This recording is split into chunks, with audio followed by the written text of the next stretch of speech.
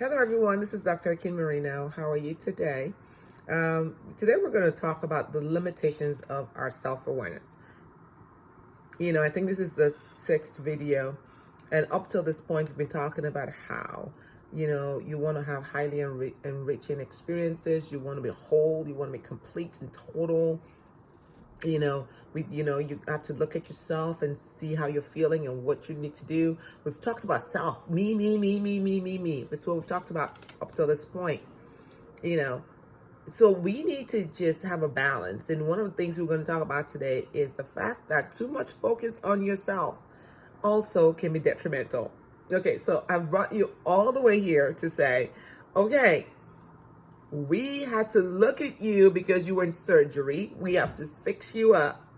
But the world is not just about you. You cannot keep just focusing on yourself for the forever. It's detrimental. One of the things that happens is navel gazing. You know how when you meditate and then you're looking at your navel. So when you spend too much time and energy on developing yourself, you know, you're stuck in just seeing everything around you as if it's all about you.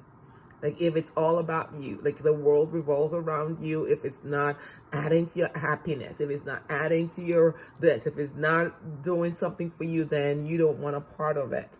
The notion of, thinking about as if the entire universe, revolves around you is what we call navel gazing.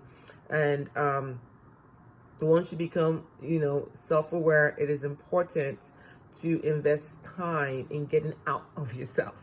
So yeah, we brought you here to get you out.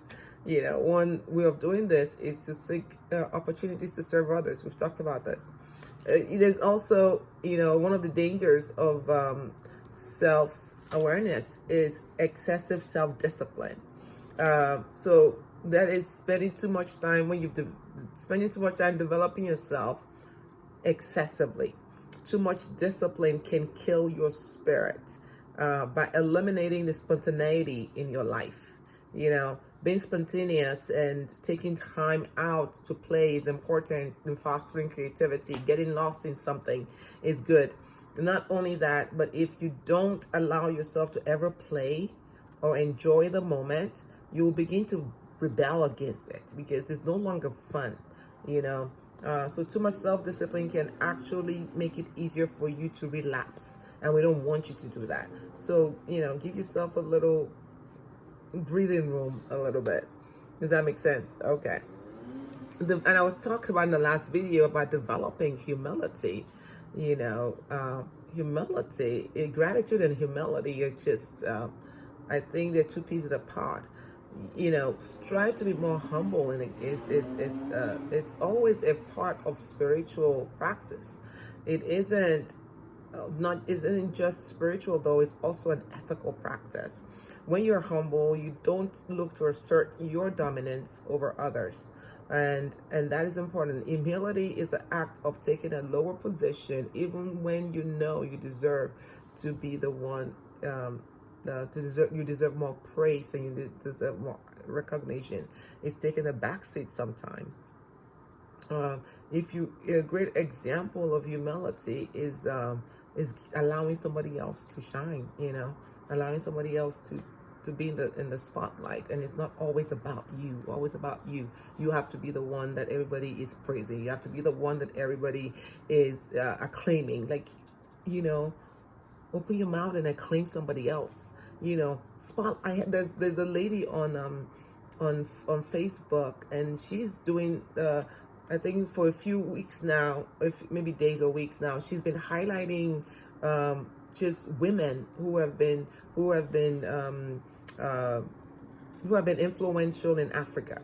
And each day or each week or each day, I don't know when she does it, she highlights them. And then somebody else, was just highlighting their friends and just and showcasing them. Isn't that beautiful? I think that's beautiful. Sometimes you just need to do that. Celebrate people.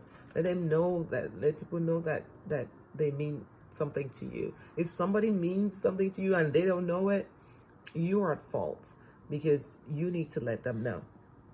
Does that make sense? So how do we practice humility? We appreciate others. When you focus on the abilities and concerns and the accomplishments of others, this takes you out of being self-centered or self-oriented. And at every opportunity, take time to thank people. Share praise and credit. Whenever you accomplish anything, it's not always just you. You'll find that you didn't do it alone. So who are the others who added to you? One thing that always, that gets me is if somebody's been a part of your journey, and then you talk, and then maybe you have some kind of success in that journey, and then when you talk about that journey, you never mention those people or that person that's always something. Always share the praise. It's something as simple as, oh, I made this pot of stew, but this kid's helped me do this, or I wrote this, but this person helped me type it, this person encouraged me. It doesn't dim your light when you highlight others. It doesn't dim your light.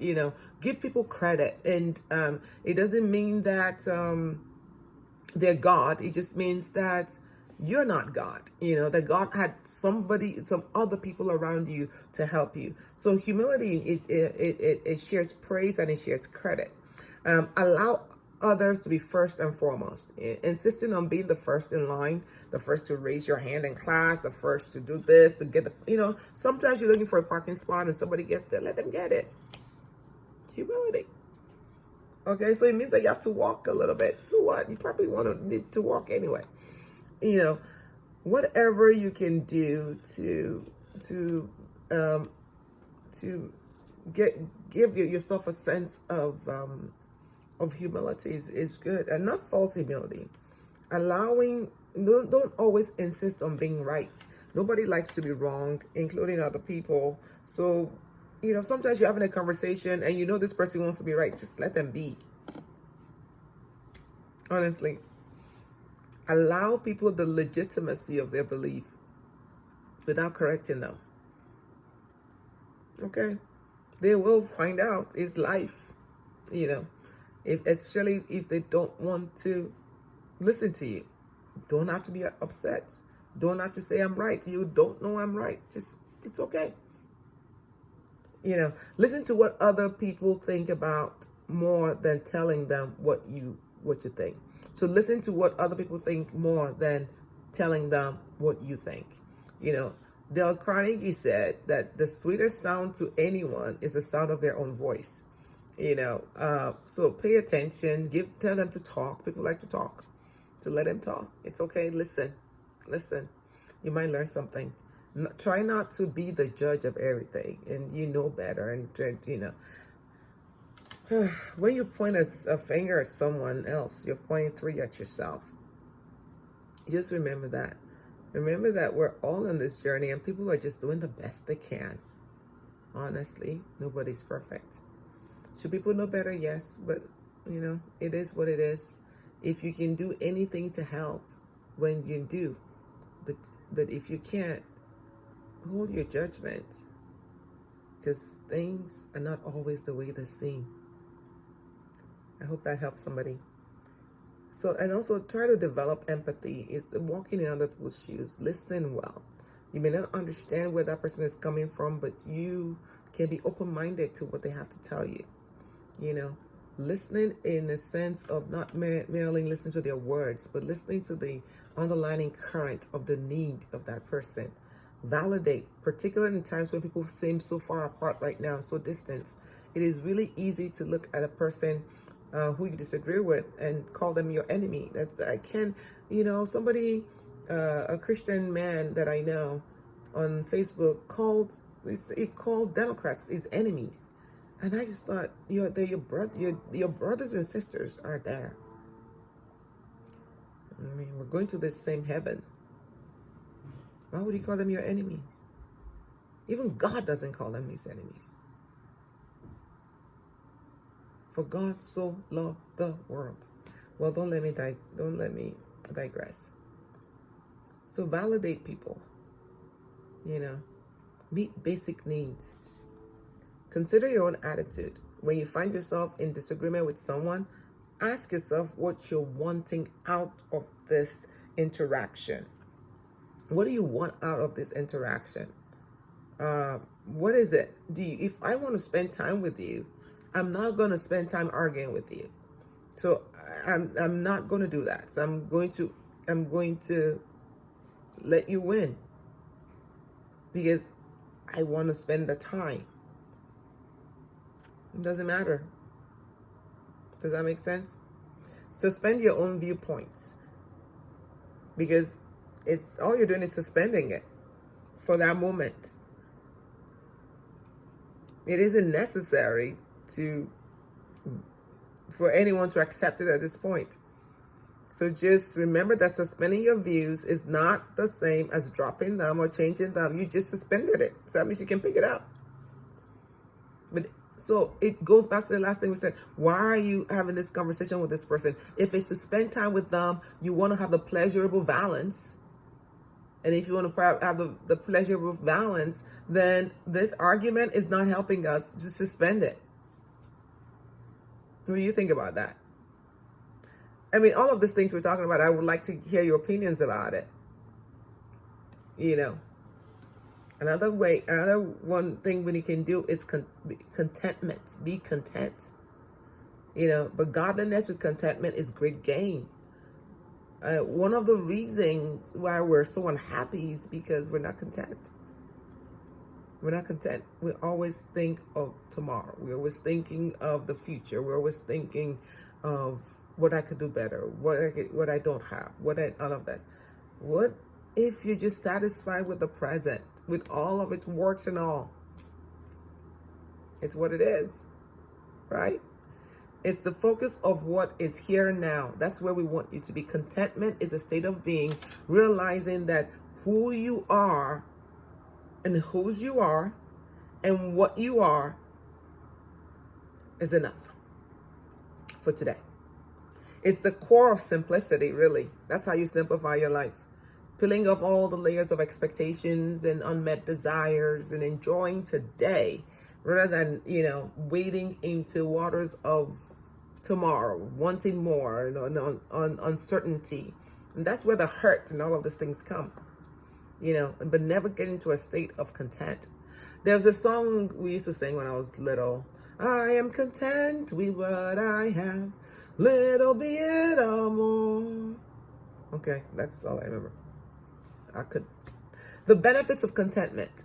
Contentment has the benefits to develop the ability to enjoy what we already have instead of being just driven relentlessly.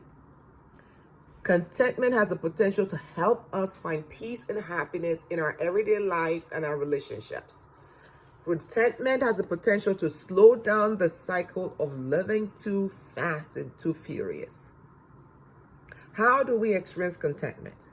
It can be as easy and yet as radical as taking a breath in and deciding to release everything that makes me feel anxious and dissatisfied as we breathe out. Let's try it.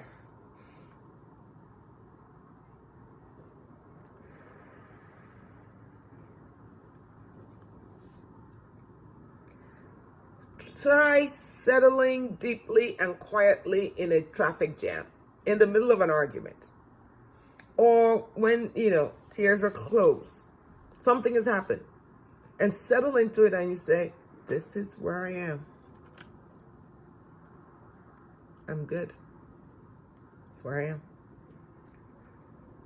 This is where I am, and I'm good.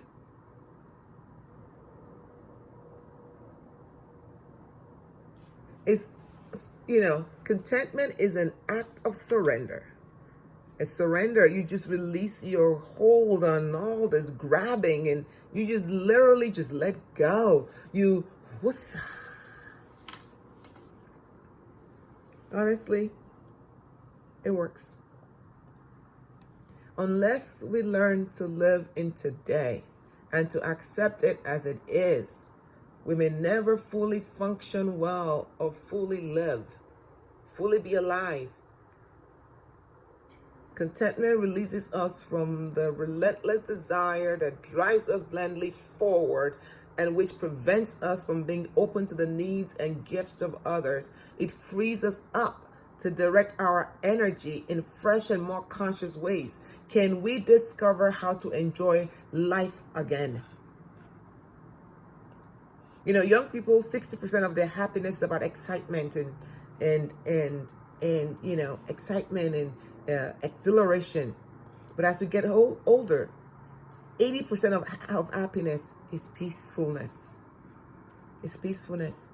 Research found that people who practice meditation at least 3 times a week are more content.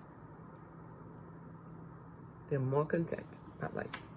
So practice the meditation. When we violate limits and boundaries, we walk into discontent. Awareness drives discontent, people. When you're aware of what you don't have, you know, it drives discontent.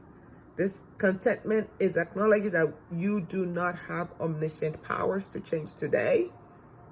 It is submission to a sovereign God, to the sovereignty of God. If I've done everything I can humanly do, then I'm okay.